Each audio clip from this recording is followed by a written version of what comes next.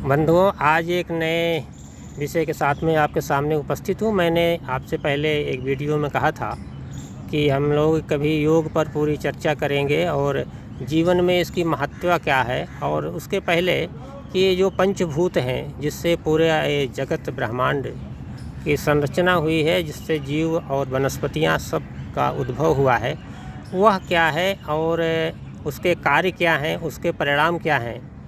तो आज के जो हमारे विद्वान साथी और एक साधक के रूप में 95 वर्षीय आचार्य माहेश्वरी जी उपस्थित हैं। आपके सामने मैं इसी प्रश्न पर बात करने जा रहा हूं।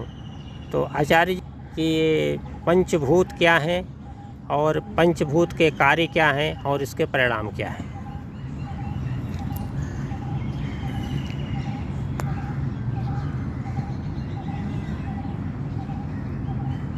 भूतों के विषय में हमारे पास गणना है पंचभूतों की, जो भगवान शिव और प्रकृति के संयोग से संपन्न आदि पांच भूत हैं, और इनमें उत्पत्ति, विनाश और स्थिति तीनों की विद्यमानता है। प्रकाश की भी है, क्रिया की भी है, स्थिति भी है, और भूत और इंद्रियां निर्माण करने की भी है, और क्रियात्मक दृष्टि से भोग और अपवर्ग पर स्वतंत्र करने की भी है। उस पहले चरण को मैं देखता हूँ तो वो स्थूल अवस्था उनकी होती है। स्थूल अवस्था में सभी दृष्टिगोचर हो रहा है, आपकी धरा से लेकर के आकाश तक, नीचे से ऊपर तक और ऊपर से नीचे तक। नीचे से चलता हूँ तो धरा परिपूर्ण है, ऊपर चलता हूँ तो नितांत स्थान खुला हुआ है। आप देखो आप पृथ्वी पूर्ण है, अब पृथ्वी पूर्ण है तो उसकी मिट्टी है, और मिट्टी है तो सर्वाकारमयी है। दूसरे स्थान पर जब उससे ऊपर उठता हूँ तो जल मिलता है, जल मिलता है, वो भी प्रत्यक्ष जीवन देता है, उसके लक्षण भी जीवन है। तीसरे स्थान पर अग्नि का प्रोत्साहन होता है तो उससे भी प्रतीत होता है कि उसका लक्षण जलाना है। चौथे स्थान पर वायु का है तो उसको गति मिलती है, वो लक्षण है उसका।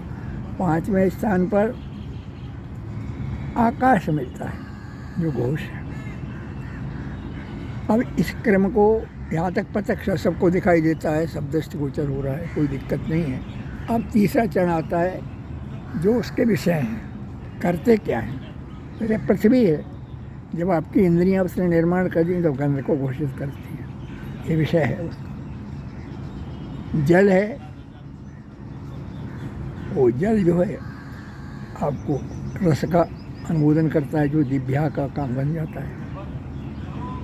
अग्नि है, और रूप का निर्माण कर देती है, और वायु जो है प्राणों का आवागमन कर देती है, यत्न शक्ति कहलाती है, और आकाश जो है शब्द का उद्घोष कर देते हैं। ये विषय उसके पांचों हो जाते हैं संपन्न। अब यहाँ तक जो स्थिति आई वो प्रत्यक्ष है। अब आगे जो चौथा चरण आता है जो उसको उसकी अनिवय अवस्था कहते हैं। दूसरे चरण को लक्षण अवस्था कहते थे, तीसरे चरण को विषय अवस्था कहते थे, और चौथा चरण उन्हीं भूतों का जब आता तो अनिवय अवस्था कहलाता है। अनिवय अवस्था का ये है कि गुण उसका स्वभाव है।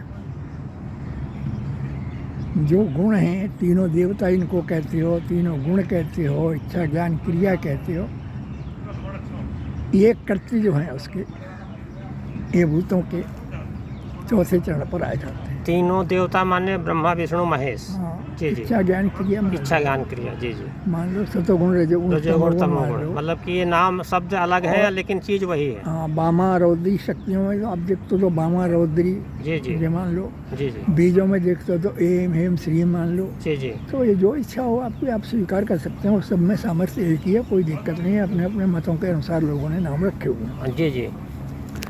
इनका जो कार्य संपन्न जब हो जाता है, जी, ये चौथी अवस्था थी, ये अंतिम अवस्था है भूतों की। उसके बाद वो जो अपना काम करना बंद करते हैं तो अर्थ अवस्था उत्पत्ति होती है उनकी।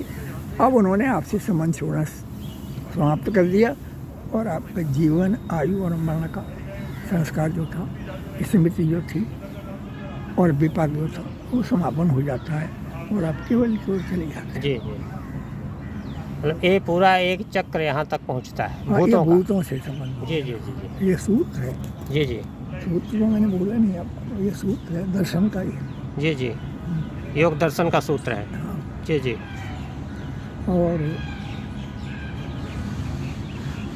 ये मुझे जो सबसे अच्छी, जैसे मेरा अपना मत होता है, जैसे मुझे गीता है, बहुत बढ़िया है गीता, बहुत सुंदर। लेकिन जब वो ये कहते हैं कि अक्षर पर ब्रह्म, भगवान कृष्ण का ये श्रीमुख से निकला हुआ शब्द, अक्षर पर ब्रह्म स्वभावो अध्यात्म उच्यते, और स्वभाव पर अक्षरम पर ब्रह्म स्वभावो अध्यात्म, यही अध्यात्म है, यही अध्यात्म है। जी जी वो कहते हैं भूत भवेदकारो विसर्ग, जो हाका तुम्हारे पास जो आया था जी आकाश से, बिन हकार जो बना शंभु रूपा कहलाता है, भगवान शंकर का स्वरूप है वो। तो उन्होंने कहा भूत भावोद करो विसर्गा, और आप उसके कारण से कर्मों के बंधन में बंध जाते हो और जन्मायु भोग आपका होने लगता है। ठीक, क्योंकि ये अक्षर ब्रह्म को अब भूल गए। विस्मृत जी, कर। बहुत अच्छा आपका ये स्पष्टीकरण रहा है और गीता और योग दर्शन से, और मुझे लगता है कि आप सभी लोग इसको वीडियो को ज़्यादा से ज़्यादा शेयर करेंगे और आगे बढ़ाएंगे, और ये बहुत महत्वपूर्ण विषय है, प्रत्येक व्यक्ति के जीवन से संबंधित है। लोग, बहुत सारे लोग योग करते हैं क्या कर, लेकिन मूलतः कुछ जानते नहीं है। देखा साधे योग चीज़ें काया बाढ़े रोग वाली स्थिति में लोग आ जाते हैं। जानना चाहिए भूत क्या है, योग क्या है और शास्त्रों में क्या कहा गया है। तो आचार्य जी ने बहुत अच्छी स्पष्टीकरण दिया। बहुत बहुत धन्यवाद आपका।